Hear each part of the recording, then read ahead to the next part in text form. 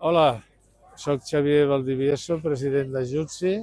Som una petita ONG que tenim una escola de secundària al sud de la Índia, en un poblet que es diu Gangapuram, i tenim 75 nois i noies. Fa 27 anys que funcionem.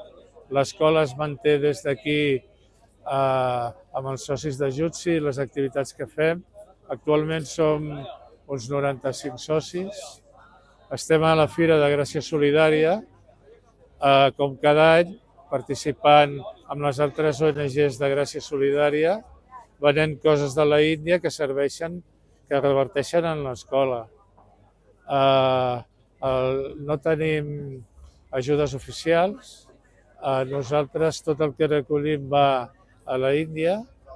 Ningú cobra per treballar per a Jutsi, tot és feina de voluntaris i així aconseguim maximitzar els diners que arriben a la Índia. Podem mantenir l'escola des de fa 27 anys.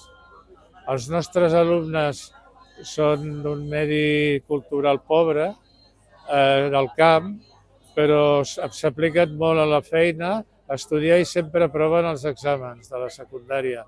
L'escola ha sigut una mica un revulsiu per aquests poblets i han conegut gent d'aquí que ha anat com a voluntaris, estan acostumats a parlar i a interaccionar amb occidentals i tot això ha enriquit una mica la seva vida i el model cultural, perquè l'ensenyament a la Índia és encara molt antiquat.